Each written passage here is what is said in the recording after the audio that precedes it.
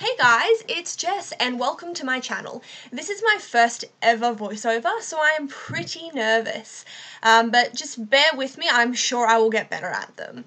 So this is a split level build. It's actually the first split level build that I've done in The Sims 4. I definitely haven't done a lot of split leveling ever, really. I did a little bit of it in The Sims 3, but you had to use that constrained floor elevation sheet, and it was really just a pain. So I mostly just stuck to the basic foundation. I'm really happy with how this build ended up. It's probably one of my favourite builds that I've ever done, actually. I did a lot of different things in it, things that I wouldn't usually do. So I did different colour scheme than I usually do, different style of house. I usually do more traditional homes, whereas this one was more of a modern build.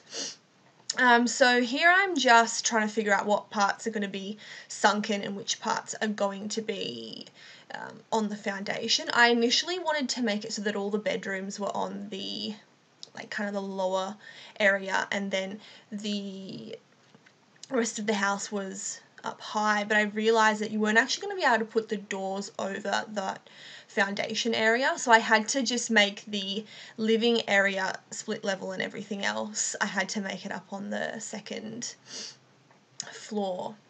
So the split leveling in The Sims 4 is actually pretty easy. My only annoyance is you can see that area of foundation around that little living area there, and you can't paint over that with wallpaper. So you essentially have this little bit of foundation showing all the time, and you can't really customize it at all. And I'm sure that in The Sims 3 you could actually paint the foundation like you could paint the walls. So it was definitely annoying because I ended up having just this random strip of foundation on the bottom of that living area, and fortunately for this build it did kind of work, but it's not going to work if you have any trimming on your wallpaper or anything like that.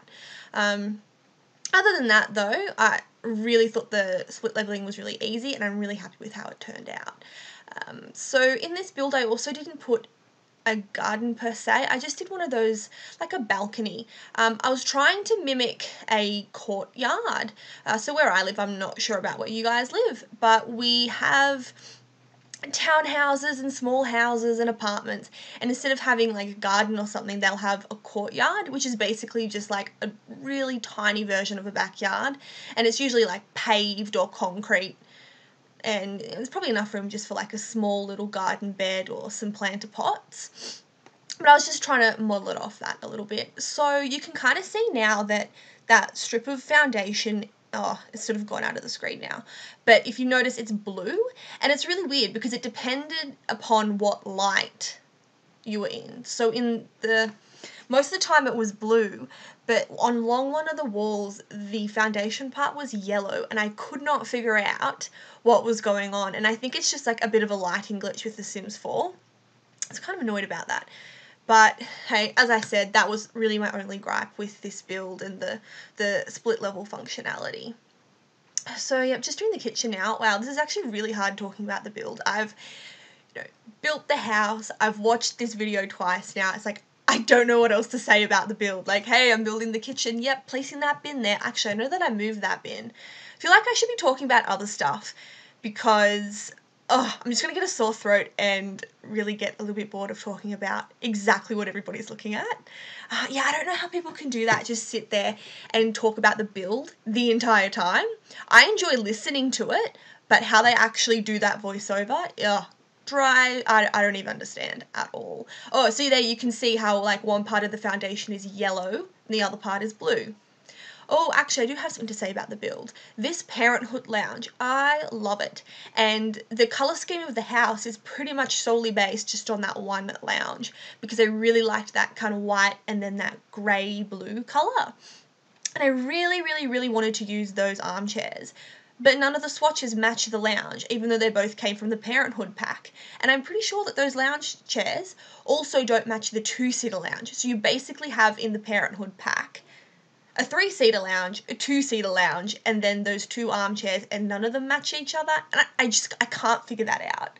Individually, I love them all, but I wish that you could put them all together. I guess you could if you like intentionally mismatching, but I was trying to go for like a really uniform colour scheme here. So I had to just kind of pretend that the pink cushions on those seats were blue. So let's just, for argument's sake, say that we're all colourblind and those pillows are blue. Yeah, so as I said, I'm probably not going to be talking about the build the entire time. I'm really wanting to do a challenge on my channel. I don't want to just do speed builds, but I find it, I guess it's a little bit confronting just having your videos up on YouTube for anybody to see, anyone to, you know, I guess make their judgments on. And so far everyone's been so lovely, so I mean, that's not a huge deal, but to put like a let's play out there, it's not like a voiceover where you can just record it as many times until you get it perfect, or a speed build where you can cut bits out that you don't like. It's just essentially like replayed live footage. I still really want to do it, and I'm definitely going to do it. I just have to probably get a little bit more confidence up, see how I go after this video. As I said, it's my first time doing a voiceover, it's my first time putting my voice out on the internet, and that's definitely a little bit nerve-wracking and confronting for me. So I think I just need to get over this little hump, and then I'm definitely going to be doing a challenge. I'm not sure if I should be doing a 100 baby challenge or one of the rags to riches challenges. I enjoy both of them so much, but I don't know which one would be best for my first ever Let's Play style series. I'm thinking the 100 baby challenge would be really fun, but it's going to be long, so if I suck at it, you guys are like stuck with me for 100 babies. That's a really long time, and I also haven't done a 100 baby challenge since they brought the toddlers out, and I'm thinking that it's going to be horrendous. The 100 baby challenge that I've done in the past, I think I got up to like 30 babies. And oh my god, when they were like the infant babies in the bassinet, it was absolutely horrendous. So I can't imagine having that extra life state in there and then being toddlers. Because damn, toddlers are hard to look after. So, I mean, I guess that's like the pros and cons for the 100 baby challenge. But I feel like it's such a fun, quirky challenge, and I think it's really easy to get into. So then I guess the other option would be a rags to riches challenge. If I did do a rags to riches challenge, I would theme it.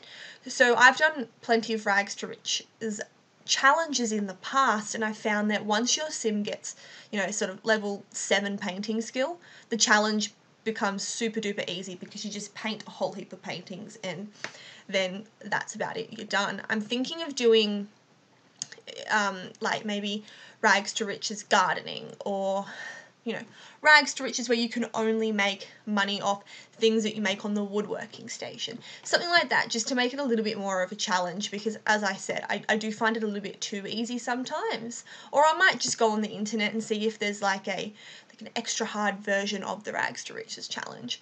So if you guys could comment down below which challenge you would like to see the most, I'd greatly appreciate that, and I'm definitely going to take your feedback into consideration because I really don't know what challenge I should be doing. So okay, look, we're like 8 minutes into this 20-minute video, and oh my, am I having some trouble thinking of things to talk about. And it's really strange because anyone that knows me, you know, in my personal life will tell you that I never stop talking. That I would honestly have everybody so shocked if I was like, hey, I did this voiceover and after 8 minutes of talking, I didn't know what to say. I don't even think that they would believe me because it's just so rare for me to be lost for words. Oh, something about the build. I loved this bedroom. This bedroom is like one of the favourite bedrooms I've ever done. I'm really sorry if you could hear my hands clapping. I'm such an emotive speaker. And I'm like sitting here flailing my arms around, talking to my computer screen. I've already warned my whole family. I'm like, guys, I'm recording this voiceover. Do not come in. The door is closed. Don't knock. Don't make any noise, because if you make some noise and I have to start over, I'm going to be so upset. Oh my God. You've probably noticed this. I've been talking for literally 9.5 minutes, and I think I've gone off on 20 tangents by now. I talk too fast, I ramble, I go on 1,000,001 tangents, and I just jump from topic to topic. So, sorry guys, you're gonna really have to get used to that. Or you know what? Maybe just mute me. Don't even listen to me because I'm a mess. But look, for those of you who are still listening, let's go back to the original thing I wanted to talk about, which was this bedroom that I really love. So this bedroom, when I furnished it, I had in mind like this elegant guest room. I feel like when you do speed builds, or when you're building a house and you're not building it for a family, the best way to do the bedrooms is have someone in mind or have something in mind for that bedroom. So as I said, I imagine this bedroom to be this really sleek, bright, trendy, clean, crisp looking guest room. And I feel like I could build better because of it, because I had something in mind. I knew what I was doing. Whereas sometimes when I do a build, I don't even know what I have in mind, and I just kind of place stuff all over the shop, and it doesn't look terrible in my opinion, but it's just not as good as that guest bedroom. And see, I'm still talking about the guest bedroom, and we've already moved on to the next bedroom. Okay, this bedroom. I also really love this bedroom. I'm really tooting my own horn in this speed build. I love this build. It's really unique. Oh my god, the bedrooms are so amazing. Wow. I'm not trying to be like snobby or obnoxious or up myself. I really like this bedroom as well. I just like this whole house. See, I'm rambling again. Focus. Okay. For those of you who have watched some of my previous speed builds, I use this bedroom layout furniture quite a lot. I use that city living bed, bedside table, the city living chair, the purple painting, that city living, dresser. Yeah, I don't know, I just really like this combination. I feel like it looks really cool and trendy. This bedroom here, I was thinking teenage girl, sort of minimalistic, teenage girl's bedroom, maybe a little bit sporty. I think I should probably make a family for this house. Or maybe I should make a family before I do the speed build, and then it'll be easier to furnish the house. It's not a bad idea. Yeah, so, oh yeah, I thought this was a pretty cool idea with the kitchen. I really liked having that kind of, I guess, sort of like a splashback, but it's brick.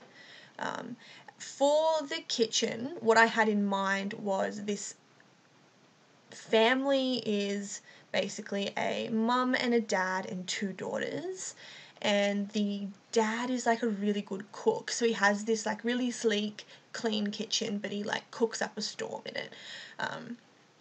Yeah, and then this bedroom here, that city living dresser, I love it, but I find it so hard to use because once again, it doesn't really match anything. I suppose that white swatch does, you could make that match pretty easily, but there's some really awesome patterned swatches, and I really wish that I could use them, but it's I can't get them to match.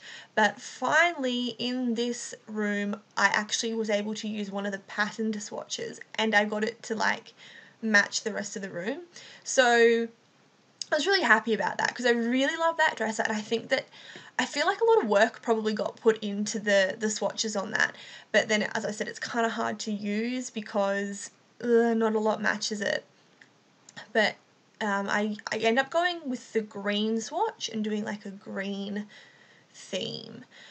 Yeah, I don't know, I just find it strange, the things in the game that do match and then the things in the game that don't match. It's they make a whole group of items match really well, and then you get one item from the same set and it's totally different.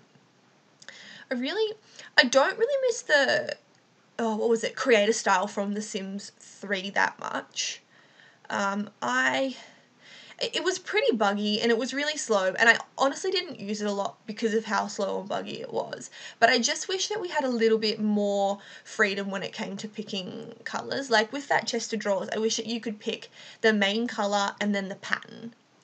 That would be really cool. And I wish that we had a colour wheel with maybe, say, I don't know, 20 preset colours. So every piece of furniture comes with 20 colours, and you can pick which one of those 20 colours you want. So at least the OCD decorators like me could have all their furniture matching.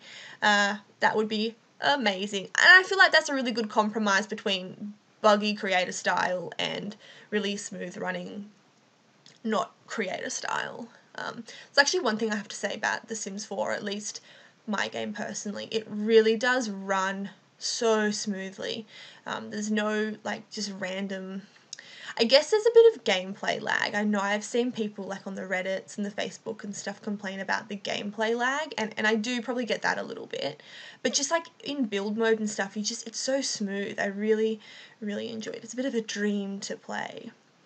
Yeah, so this next bedroom here, this is like a kind of a Pinterest girl room. This bedroom, what I had in mind was a kind of popular teenage girl, and she's really nice, but kind of like popular, into her makeup, stuff like that. So it's very like Pinteresty and trendy, and I love that mirror with the lights on it. I wish I had one of them. It'd be so good for applying your makeup.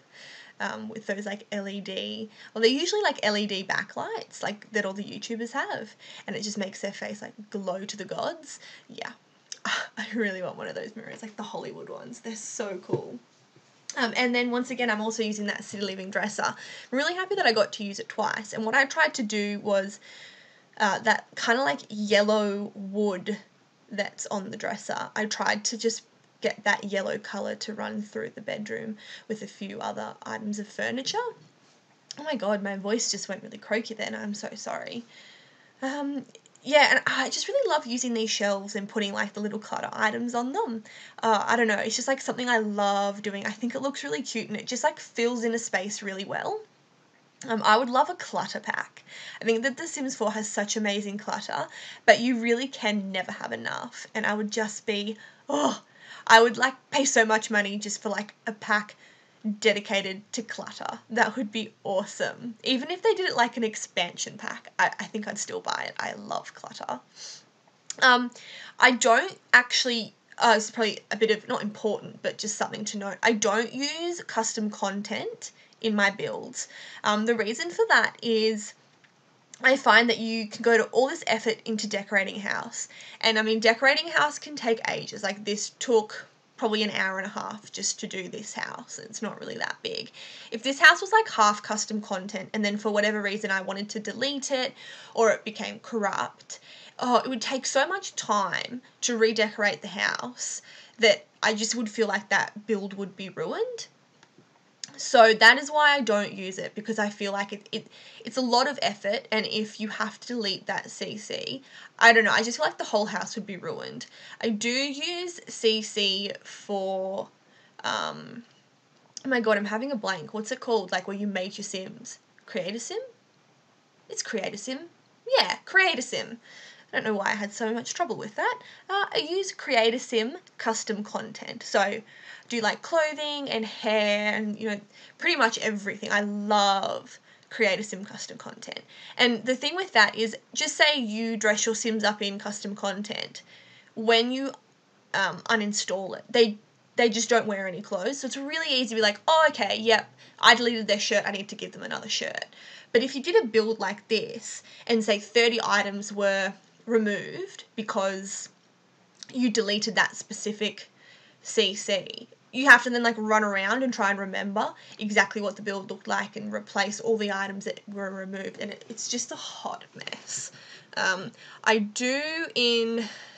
Going back to Create a Sim again, I use the Maxis Match custom content. I am thinking of doing a Alpha versus Maxis Match Create a Sim. I personally don't like Alpha CC. I think that Maxis Match, not that it looks better, I just prefer how it looks. I think that the Alpha CC is amazing how realistic it can be, and in fact it nearly creeps me out how realistic it is. It's like part of the Sims that I like is that it's kind of real, but it's not. It's very cartoonish, and you know, you can really separate from it. But when you are like playing with these little Sims that look like real people, I don't know, it kind of skeeves me out a little bit.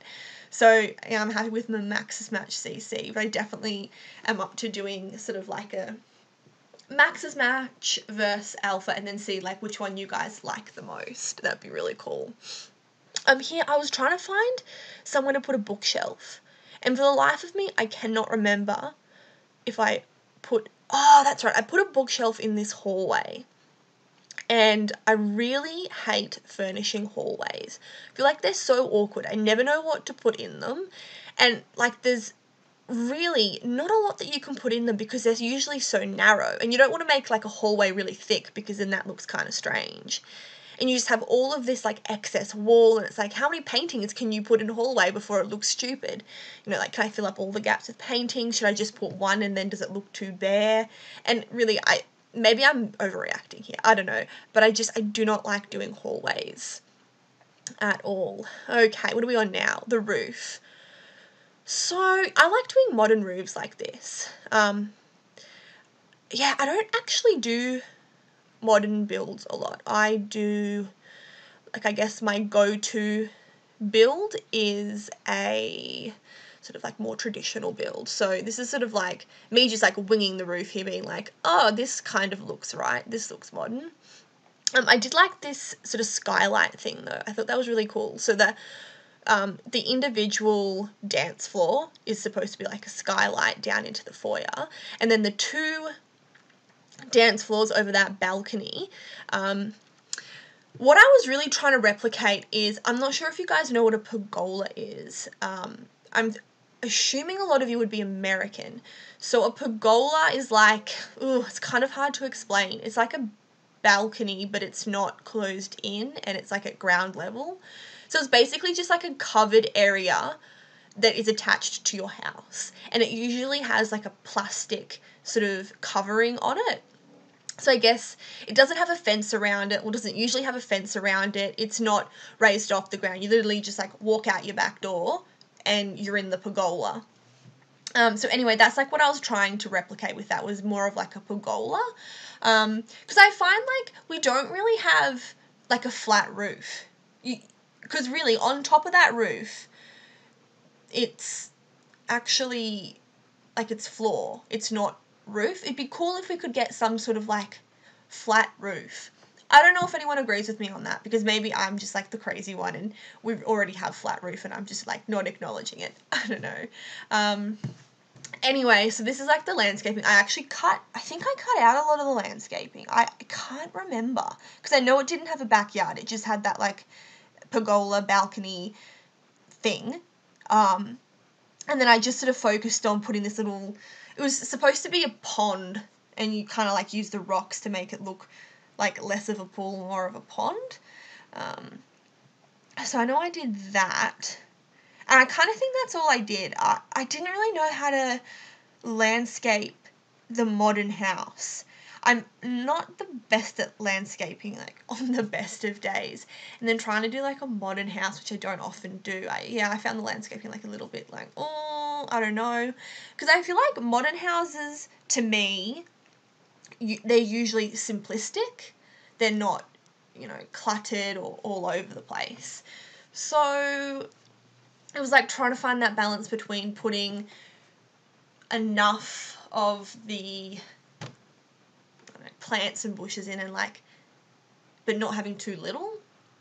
So I don't know if I nailed it or not. If anyone has some nice like landscaping tips, pop them below as well. I think we need a summary, because I've spoken about so much. I've just rambled and gone on and on and on. So to summarize, guys, let me know what challenge you want me to do. Give me some landscaping tips, and actually, that's probably it. That's all I want from... Oh, and honestly, just some feedback in general. I am, like, so open to comments and feedback. I've only just started this channel, and I really want to... I guess I really just want people to enjoy my builds. I don't know, that sounds a little bit corny, but I really just enjoy the fact that people can watch this and enjoy it and get ideas from it and use it. I really like the idea of people like downloading my houses and creating their own little like sim families in them. I don't know, that probably sounds like super, super lame, but I really, really do enjoy that.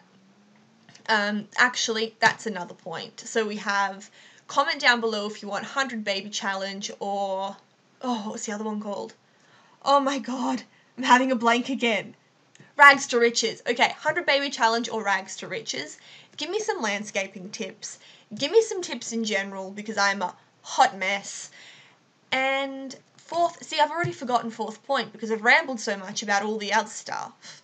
that I can't remember the original point that I was trying to make. Like, it's gone. It's gone. It's completely gone. Oh my god. This is probably the worst voiceover you've ever heard in your whole entire life. Don't unsubscribe. I only have 3 subscribers, so please don't unsubscribe. You 3, I'm relying on you to stay subscribed to me. I can't remember what I was going to say. This is terrible. Does this happen to anyone else? You just have like a total blank and you cannot remember what your point was. See? Did basically everything I told myself I wouldn't do in this speed build, in this voiceover. I said, I'm not going to ramble. I'm not going to be all over the shop. I'm not going to talk too fast. And I think I did everything and more. Oh my god. Oh my god. Should I just give up? Should I never do a voiceover again? Am I like pushing people away? Oh my god, this is so bad. The video is nearly over, guys. I just have to talk for like a couple more minutes and then this nightmare will end. I still can't remember that thing I had to remember. And I have to keep on talking, so I can't like stop and think and be like, okay, you know, get it back together again. Oh, jeez. This is bad. If I remember what I wanted to say, I'm going to have to put it in the description or something. It's probably going to bother me all night. Oh my god, we're nearly finished. Oh, okay guys, comment down below. Just do all that stuff. I'm so sorry. This was terrible and crazy. Bye!